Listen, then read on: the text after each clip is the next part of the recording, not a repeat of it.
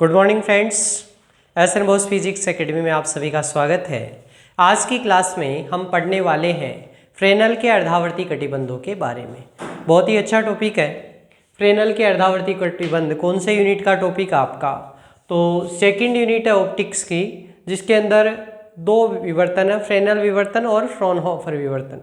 उनकी हम चर्चा नहीं करेंगे। अभी हम पढ़ने वाले हैं फ्रेनल के अर्धावर्ती कटिबंध क्या होते हैं। तो फ्रेनेल जो साइंटिस्ट थे, उन्होंने प्रकाश की तीव्रता ज्ञात करने के लिए एक जो तरंगाग्र है उसको अलग अलग भागों में बांटा। अब अपन देख सकते हैं उसको किस प्रकार से उन्होंने बांटा, वो देखेंगे अपन। तो ये मैंने तरंगाग्र ले लिया कोई ए, बी, सी और डी। ठीक है। इस तरंगाग्र को वृत्ताकार रूप से अपन यानी में सेंटर पॉइंट अपन ने मान लिया कि ये ओ है, और इसके चारों तरफ क्या किए हमने, कुछ सर्किल्स हैं को सेंटर्ड, वो बना दिए।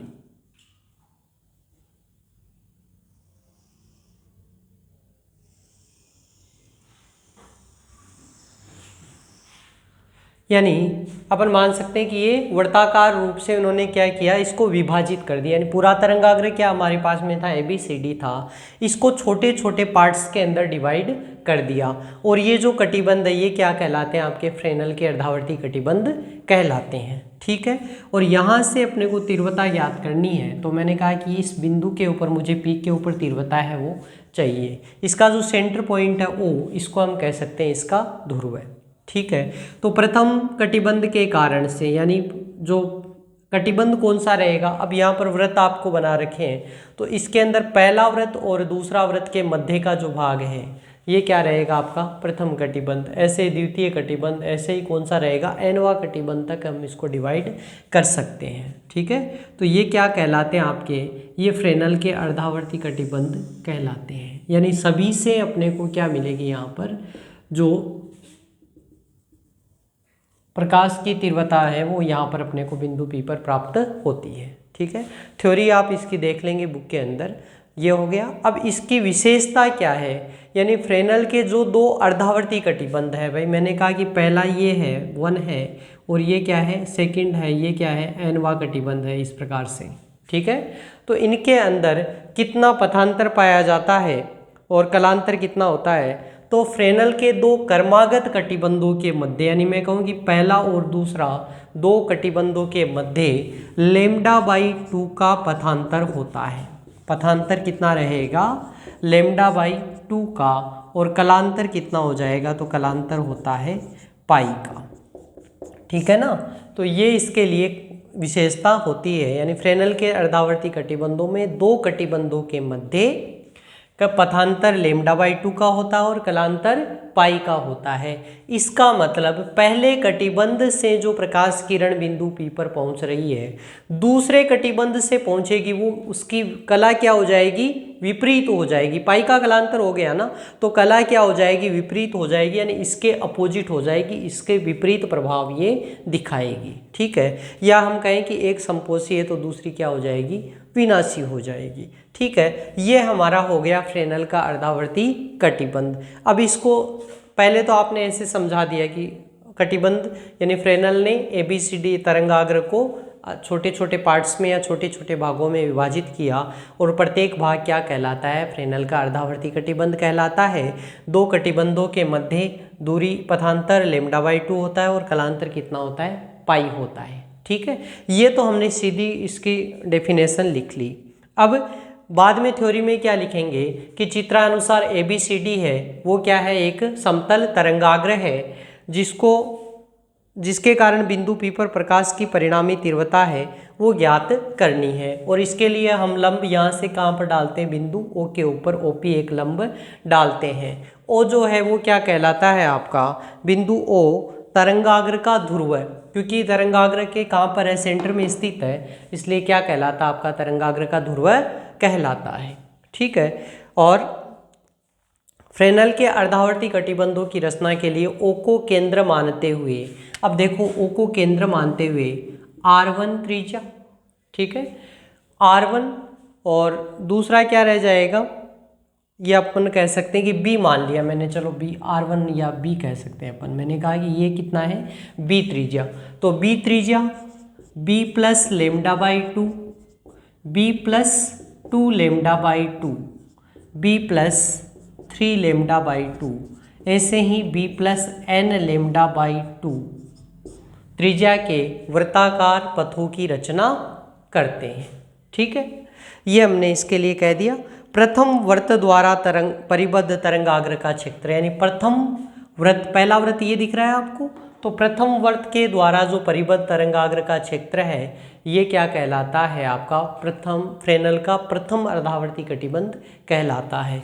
प्रथम व द्वितीय के मध्य, यानी ये वाला पोर्शन जो है आपका, ये क्या कहलाता है इसके अंदर, ये कहलाता है फ्रेनेल का द्वितीय कटिबंध। ठीक, और ऐसे ही n-1, जैसे मैं कहूँ कि ये कौन सा है, n-1 है और ये nवा है, तो ये जो पार्ट है ये क्या कहलाता है आपका, ये कहलाएगा आपका, क्योंकि n-1 और nवें वृत्त के मध्य का क्षेत्रफल है तो ये कहलाता है आपका nवा कटिबंध। ठीक है ना, इस प्रकार से हम इस फ्रेनेल के अर्धावर्ती कटिबंध की व्याख्या। फ्रेनेल के प्रथम अर्धावर्ती कटिबंध की त्रिज्या, तो फ्रेनेल के कटिबंध हमने पढ़ ही लिए थे। ये यहाँ पर एक फ्रेनेल का अर्धावर्ती कटिबंध है और इसके कारण मुझे बिंदु P के ऊपर मान है वो ज्ञात करना है। ठीक है, तो कटिबंध की त्रिज्या की बात करें तो ये त्रिज्या है इसकी Rn। ठीक, यहाँ से बिंदु O से ध्रुव से P की जो दूरी है वे क्या है, B, और ये क्या है, प्रथम कटिबंध है, तो b प्लस, वैसे n लेमडा बाई टू होता है लेकिन 1 है तो b plus 1 into lambda by to, यानी b plus lambda by two. ठीक है, और इसके लिए मान क्या हो जाएगा, तो मैं कह सकता हूँ त्रिज्या, तो सीधा है समकोण त्रिभुज के नियम से आप लगा सकते हैं, पाइथागोरस प्रमेय से, Rn square plus p square, R1 ही तो है ना, पहला ही तो है आपका, तो पहला अगर है तो R1 का square plus B square is equal to b plus lambda by two का होल स्क्वायर, ये हो जाएगा। ठीक है, b plus lambda by two का whole square means b square plus lambda square by 4 plus 2b lambda by 2, पूछना मत कहाँ से आया, R1 square plus B square, ये आपके हो गए मान। ठीक है ना, a प्लस बी का होल स्क्वायर हो गया ना आपका, तो यहाँ से बी स्क्वायर क्या हो गया आपका, कैंसिल हो गया, R1 स्क्वायर बराबर क्या मिल गया, ये देखो 2 से 2 cancel, lambda square by 4 plus b lambda. ठीक है, b is very very greater than lambda, और I can say lambda square by 4 is very very very very less than b। Okay, so we can eliminate it, remove it. So what is the value, R1 square is equal to b lambda और R1 equal to root of b lambda। ठीक है, ये क्या आ गया आपके पास में, Fresnel के प्रथम अर्धावर्ती कटिबंध की त्रिज्या। अब एग्जामिनर ने कहा मुझे प्रथम चाहिए ही नहीं, मुझे तो nवें अर्धावर्ती कटिबंध की त्रिज्या बताओ, तो सिंपल है भाई, nवें अर्धावर्ती कटिबंध की त्रिज्या की बात करेंगे तो ये कितना हो जाएगा, चलो बड़ा वृत्त बना देते हैं, क्योंकि ये तो आपने कहा कि प्रथम है। अब हमारे पास में तो ये जो वृत्त है वो कैसा है, इसको सेंटर मानते हुए ये हमने कह दिया कि ये nवां अर्धावर्ती कटिबंध के लिए अगर मैं बात करूं तो ये हमारे पास में क्या मिल गया, बड़ा वृत्त मिल गया, और बड़ा वृत्त जो रहेगा उसका मान कितना रहेगा, तो अपन मान सकते हैं b तो ये फिक्स ही है, ये बिंदु p फिक्स है, ये o फिक्स है, लेकिन ये बदल गई, त्रिज्या कितनी हो गई अब, Rn हो गई, और यहाँ से अगर आप इसको मिलाएंगे तो ये जो मान है, ठीक है ना, ये वृत्त ठीक बना लेना भैया आपका, ये बनेगा वृत्त, तो ये कितना मान है Rn और b plus n lambda by 2 हो गया। ठीक है ना, क्योंकि हमने कहा था कि दो अर्धावर्ती कटिबंधों के बीच में जो पथांतर है वो क्या होता है, लेमडा बाई 2 होता है, और अब n अर्धावर्ती कटिबंध आ गए तो पथांतर कितना जुड़ गया, n लेमडा बाई 2 जुड़ गया, और अब कितना मान हो जाएगा, तो b plus n lambda by 2 हो गया। ठीक है, जहाँ जहाँ ये मान था n स्क्वायर बी n, और ये R1 की जगह क्या आ गई आपकी Rn, तो आ गया होगा मान आपका bn लेमडा, और ये मान आ गया bn लेमडा। तो ये अगले एग्जामिनर को चाहिए। आर एन बराबर क्या होता है, बी एन लेमडा होता है, ठीक है ना। तो हमने क्या ज्ञात कर लिया, फ्रेनेल के प्रथम व एनवें अर्धावर्ती कटिबंध की त्रिज्या। ठीक, एक इसके साथ में एक लगता क्वेश्चन और है इसका, क्या पूछा जाता है, दो क्रमागत कटिबंधों से बिंदु P पर पहुंचने वाले, जो बिंदु B पर पहुंचेगी ना तरंगे, उनके लिए पथांतर ज्ञात करो। दो क्रमागत बिंदुओं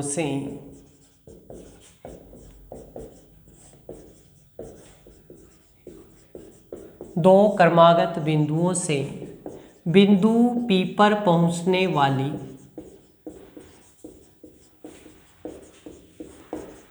तरंगों के मध्य पथांतर।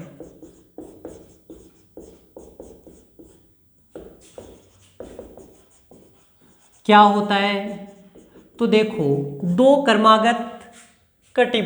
क्रमागत बिंदुओं से, या अपन कह सकते हैं दो क्रमागत बिंदुओं से, बिंदु कहाँ पर स्थित है, कटिबंध पर स्थित है, तो मैं कह सकता हूं दो क्रमागत कटिबंधों से, ठीक है ना। अब दो क्रमागत कटिबंध, तो ये कौन सा है, आर एनवा कटिबंध है भाई, एनवा कटिबंध तो B plus N lambda by 2 है। ऐसे ही एक इसके अंदर होगा और वो उसका मान कितना हो जाएगा, तो हम कहते हैं कि ये जो मान है इसके लिए तो क्या है आपका आर एन है, और ये टोटल ओवरऑल आर एन है, और इसके लिए क्या है आपकी आर एन माइनस 1 है, ये आर एन है और ये क्या है आर एन माइनस 1 है, ठीक है।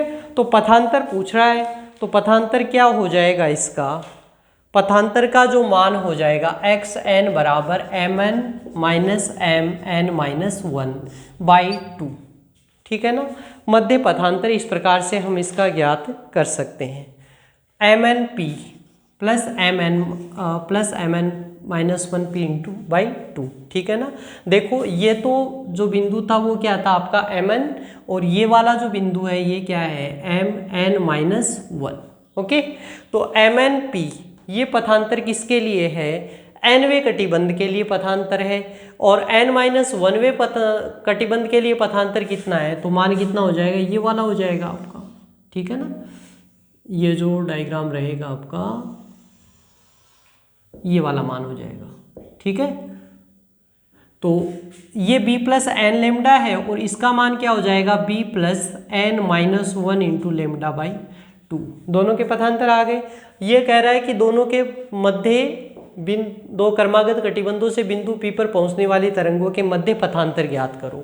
तो हमने कहा एक से एम एन पी है और दूसरे से क्या है M N minus 1 into P, ठीक है। मान रख दीजिए कितना है, एक का है b plus N lambda by 2 और दूसरे का क्या है b plus N minus 1 into lambda by 2, ठीक है, डिवाइडेड बाई 2, सम कर लीजिए 2b प्लस 2, अब देखो एन लेमडा बाई 2 और एन लेमडा बाई 2 दो बार हो गया, तो 2 इंटू एन,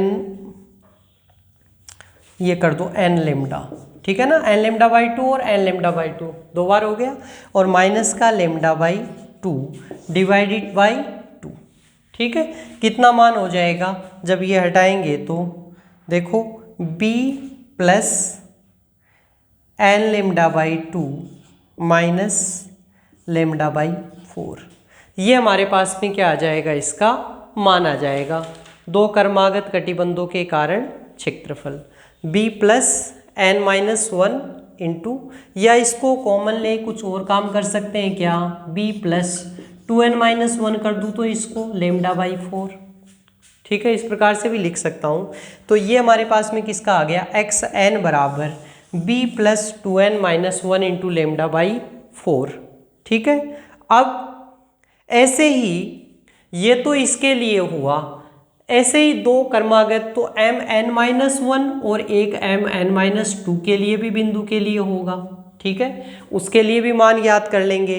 तो उसके लिए जो मान आएगा वो कितना आ जाएगा आपका, n की जगह क्या आ जाएगा n माइनस 1। मुझे क्या चाहिए, दो क्रमागत कटिबंधों के मध्य तरंगों के मध्य पथांतर, तो ये कितना मान हो जाएगा आपका, मान जो आपका वो हो जाएगा, जो डेल मुझे रिक्वायर्ड है वो होता है xn-1, ठीक है ना, ये मान चाहिए। तो xn का मान तो मैंने ज्ञात कर लिया, b plus 2n-1 into lambda by 4।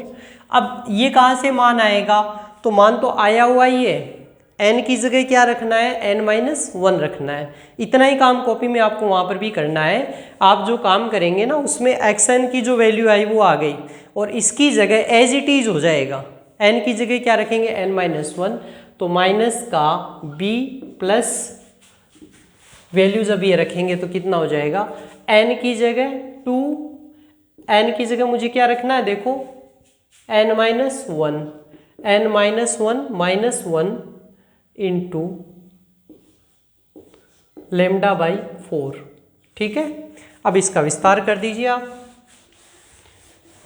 कितना मान रह जाएगा, b plus 2n-1 into lambda by 4, कोष्टक खोलेंगे तो माइनस का b, और इसका ओपन करेंगे, पहले एक बार ओपन कर लो इसको, b प्लस 2n-2 -1, ठीक है, इंटू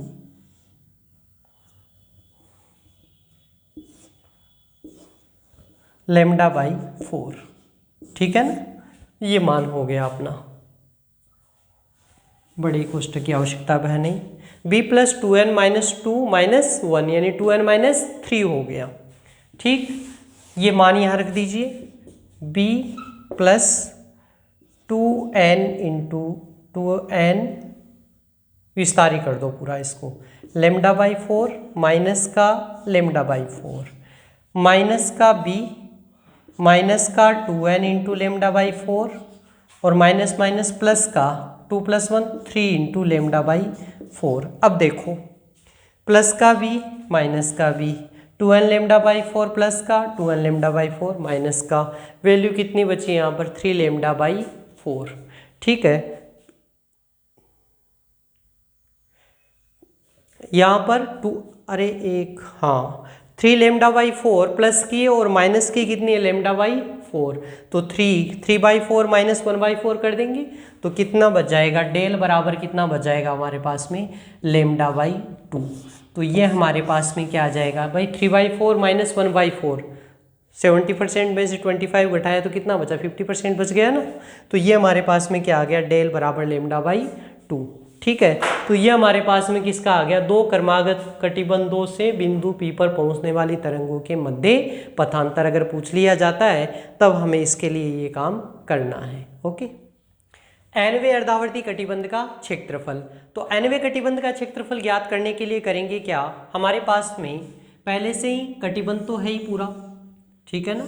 ये हमारे पास में क्या है, कटिबंध। अब मैंने कहा कि ये तो मेरे पास में क्या है, कटिबंध के यानी 1 है, और ये कौन सा है, 2 है। ऐसे ही एक हमारे पास में जो भाग रहेगा वो कौन सा रह जाएगा, इसका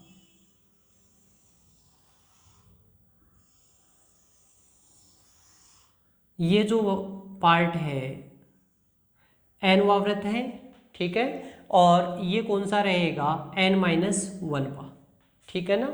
अब हमने इसका क्षेत्रफल अपने को ज्ञात करना है। एक सबसे पहले जो डायग्राम इसमें त्रिज्या के अंदर आपने फिर पहले देख लिया होगा, ये हमारे पास में क्या रहेगा, पार्ट है वो रहेगा, यानी इस क्षेत्रफल का मान हमें ज्ञात करना है। कैसे ज्ञात करूं, तो इसका एक उपाय हो सकता है, पहले इस पूरे इस n वाले सर्किल का काउंट कर ले और फिर n-1 वाला काउंट कर ले और उसको उसमें से घटा दें, तो हमारे पास में क्या आ जाएगा, nवें कटिबंध का क्षेत्रफल आ जाएगा, ठीक है ना।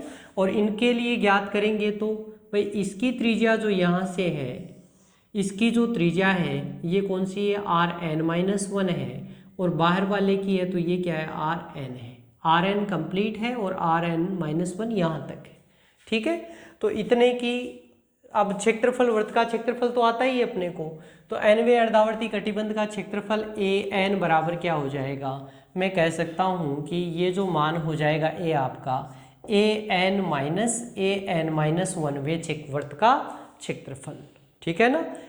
an तो इसका मान क्या हो जाएगा, पाई, वृत्त का क्षेत्रफल क्या होता है, पाई r स्क्वायर, तो pi Rn square minus pi R N minus one का स्क्वायर।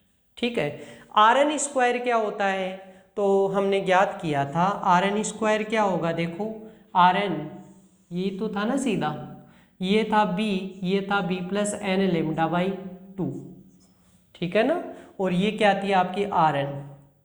ओके, तो R N square plus B square बराबर कितना था, B plus N lambda by two का होल स्क्वायर, यही मान था ना हमारे पास में। जब इसका विस्तार हमने किया तो आर एन स्क्वायर क्या मिल गया अपने को, R N square B square आपका कैंसिल हो जाएगा, B plus N lambda by two. अच्छा, कंप्लीट का करेंगे स्क्वायर, ठीक है ना, तो कितना मान मिल जाएगा, बी स्क्वायर कैंसिल हो गया, यहाँ मान कितना मिल गया, N square lambda square by four plus का बी एन लेमडा, ये हमारे पास में क्या आ गया, इसका मान आ गया, ये मान आ गया आर एन स्क्वायर बराबर N square lambda square by four plus B N lambda. ठीक है ना, अपन ने वहाँ पर एन माइनस इसको नेग्लेजिबल माना था, लेकिन यहाँ नेग्लेजिबल नहीं मानेंगे। अब आर एन के लिए आ गया, ऐसे ही एक मान और चाहिए आर एन माइनस वन का स्क्वायर, और वो कितना हो जाएगा, एन माइनस वन का whole square lambda square by four plus B N minus one into lambda. Okay, ये दोनों वैल्यूज कहाँ पुट करेंगे आप, यहाँ पर पुट करेंगे, तो वैल्यू कितनी आ जाएगी, पाई कॉमन ले सकते हैं दोनों में से, R N square lambda square by four plus B N lambda minus का कितना मान हो जाएगा, एन माइनस वन का whole square lambda square by four plus का B N minus one into lambda. ठीक है, ये कोष्टक बंद हो गए। अब इसका विस्तार कर लेते हैं, पाई क्या कैंसिल हो जाएगा इसके अंदर से, विस्तार करें तो N square lambda square by four plus B N lambda minus का ए माइनस बी का होल स्क्वायर। ठीक है, तो एन माइनस वन का होल स्क्वायर क्या आ जाएगा, एन माइनस वन का होल स्क्वायर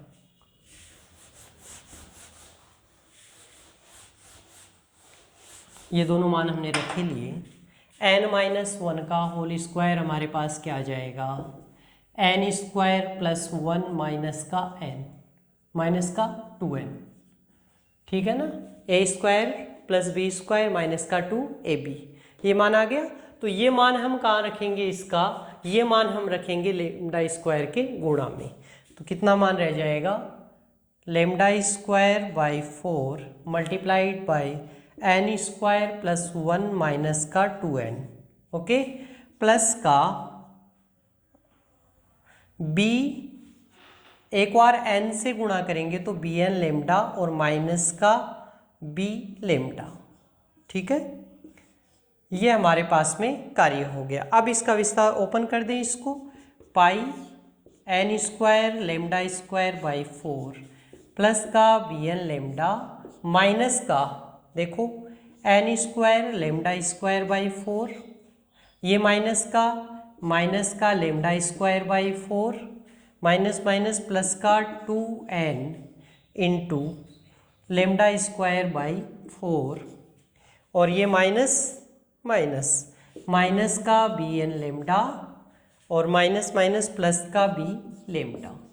अब क्या कैंसिल हो रहा है इसमें वो देखते हैं, N square lambda square by four plus minus B N lambda, ये माइनस ये प्लस दोनों कैंसिल हो गए, बच गया क्या, बी लेमडा माइनस का लेमडा स्क्वायर बाई फोर, ये हमारे पास में क्या रह गई, इसकी वैल्यू है वो रह गई। ठीक है ना, तो बी और एक ये टू एन, ये वाले दो पद रह गए, तो इसमें से भी लेमडा स्क्वायर बाई फोर क्या आ रहा है, कॉमन आ रहा है, तो मैं कह सकता हूँ कि यहाँ पर मेरा मान कितना हो जाएगा, ए का जो मान रहेगा कितना हो जाएगा, वो ए बराबर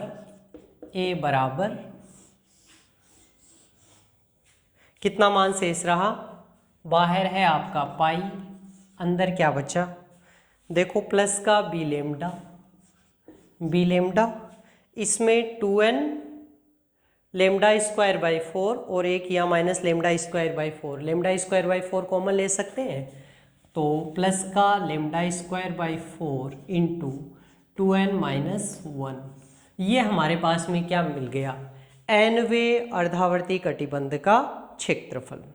ठीक है, अब यहाँ से भी अपन कह सकते हैं कि b के सापेक्ष लेमडा क्या है, नगण्य, तो lambda square by 4 is very very less then 1, तो हम कह सकते हैं लेमडा स्क्वायर बाई 4 को नगण्य मानने पर इसको हम क्या करते हैं, अप्रोक्सीमेट मान लेते हैं, हटा सकते हैं, कोई फर्क नहीं पड़ेगा। तो a बराबर क्या बच गया भाई आपका, अगर ये हट ही गया पूरा तो पाई b लेमडा, ये हमारे पास में किसका आ गया, nवें कटिबंध का क्षेत्रफल। ठीक है ना, तो nवें कटिबंध के क्षेत्रफल को an, चूंकि मैंने इसके लिए लिखा है इसलिए सीधा अपन लिख सकते हैं, तो nवें कटिबंध का क्षेत्रफल। ठीक है ना, ध्यान में आ गया। फ्रेनेल के nवें अर्धावर्ती कटिबंध का क्षेत्रफल डायरेक्ट क्वेश्चन पूछा जाता है, या तो 4.5 नंबर, नहीं तो 1.5 नंबर, 3 ये शॉर्ट क्वेश्चन मिलकर बड़ा क्वेश्चन बनता है इसका। फ्रेनेल के अर्धावर्ती कटिबंध से आप क्या समझते हैं, इसकी फ्रेनेल के nवें अर्धावर्ती कटिबंध का क्षेत्रफल ज्ञात कीजिए, या कंबाइंड रूप से बड़ा क्वेश्चन बनेगा तो फ्रेनेल के अर्धावर्ती कटिबंध से आप क्या समझते हैं, फ्रेनेल के nवें अर्धावर्ती कटिबंध की त्रिज्या ज्ञात कीजिए, उसका क्षेत्रफल ज्ञात कीजिए और बिंदु P के ऊपर परिणामी तीव्रता ज्ञात कीजिए। तो ये आपका एक बड़ा क्वेश्चन बन गया। तो फ्रेनेल ऐसा टॉपिक है, या तो 1.5 नंबर नहीं तो 4.5 तो आपको देना ही पड़ेगा इसको। ठीक है ना, ऐसा ही क्वेश्चन है, तो बहुत अच्छा क्वेश्चन है। nवें अर्धावर्ती कटिबंध का क्षेत्रफल फिर से बता रहा हूँ क्या करना है, a बराबर an-1 बता दिया था मैंने डायग्राम बनाकर, सीधा कैलकुलेशन करना है, a-b का होल स्क्वायर लगाना है, फिर इस माइनस का ध्यान रखना कैसे कैसे होता है, और जो बच गया वो यहाँ पर लिख दो, उसमें से भी लेमडा स्क्वायर बाई 4 को नगण्य मान लो, तो a बराबर पाई b लेमडा। ओके, तो ये आ गया हमारे पास में फ्रेनेल के nवें अर्धावर्ती कटिबंध का क्षेत्रफल। अब हम पढ़ने वाले हैं फ्रेनेल के अर्धावर्ती कटिबंध का लास्ट टॉपिक, संपूर्ण तरंगाग्र के कारण बिंदु P पर आयाम क्या होता है। तो ये तरंगाग्र है और इस तरंगाग्र को हमने छोटे छोटे फ्रेनेल के अर्धावर्ती कटिबंधों में बांट दिया। प्रत्येक के कारण बिंदु P पर कोई न कोई तरंग पहुंच रही है और उसका कुछ न कुछ आयाम होगा। हम कहते हैं कि प्रथम के कारण है तो E01 है, दूसरे के कारण E02 है, यानी इस प्रकार से E0n, यानी मैंने कहा कि प्रथम तरंग जो कटिबंध है इसके कारण बिंदु P पर जो तरंग पहुंचती है उसका आयाम कितना है, E01 है, दूसरे के कारण E02 होगा। ऐसे nवें कटिबंध के कारण यहाँ पर तरंग पहुंच रही है उसका मान कितना हो जाएगा, E0n हो जाएगा। हमें क्या चाहिए, संपूर्ण तरंगाग्र के कारण बिंदु P पर आयाम, तो सबका सम कर सकते हैं, कर दें। चलो, तो हम कहते थे कि भाई E ओवरऑल जो है वो क्या होगा, इन सबका सम होगा। लेकिन एक बात, प्रथम कटिबंध और दूसरे कटिबंध के मध्य कलांतर कितने का होता है, पाई का कलांतर, यानी फेज का डिफरेंस हो जाएगा। तो मान कितना रह जाएगा, तो मैं कह सकता हूँ प्रथम के कारण E01 है तो दूसरे के कारण क्या रहेगा, माइनस का E02। ठीक है, ये माइनस कहाँ से आया, इस पाई के कारण से आ गया। ओके, अब ठीक है, प्लस E03 माइनस E04, इस प्रकार से आगे चलता रहेगा। और लास्ट वन जो है आपका, लास्ट वन है वो क्या रहेगा, -1 की पावर n और E0n, nवा कटिबंध होगा। अब उसका अगर सम है कि अगर स्क्वायर, उस पर डिपेंड करेगा n का मान कितना है, प्लस होगा कि माइनस होगा। ओके, ये मान हम रख सकते हैं। अब देखो यहाँ पर पहले कटिबंध के कारण जो तीव्रता है वो ज़्यादा होती है, दूसरे के कारण कम होती है, फिर कम होते होते nवें के कारण बहुत कम होती जाती है। ठीक है ना। अच्छा, दूसरी बात, ये E02 और E04 इनका क्या होगा, तो हम कहते हैं कि देखो भाई ये जो है ना ये विषम वालों का एवरेज होते हैं। मतलब E02 है उसको मैं क्या लिख सकता हूँ, E01 प्लस E03/2 ऐसे लिख सकता हूँ। ऐसे E04 होगा तो E02 प्लस E0 कौन सा होगा, 4, तो ये कौन से हो जाएगा, इससे पहले कौन सा है 3 और बाद में कौन सा है 5, इन दोनों का एवरेज हो जाएगा। ठीक है, ये मान हम कहाँ रख सकते हैं, इसमें रख सकते हैं क्या, तो E01 माइनस का E01 प्लस का E03 बाई 2 माइनस का ये प्लस का E03 माइनस का E04 4 फिर क्या आ जाएगा E02 plus E02 plus E03 है ना 3 प्लस 5/2 माइनस का E05। इस प्रकार से कहाँ गया, ये मान है वो आगे से आगे बढ़ते रहेंगे। ठीक है, प्लस माइनस ऐसे ऐसे आगे चलते रहेंगे। यानी हमने क्या किया, देखो plus minus plus minus plus minus चलते रहेंगे। हम कह रहे हैं कि आगे वाले तो नगण्य हो रहे हैं। अब देखो इसका जो काम की चीज़ है वो देखते हैं। E03 इसका आधा तो ये खा गया, इधर माइनस है, आधा ये खा गया, E03 को ख़त्म कर दिया।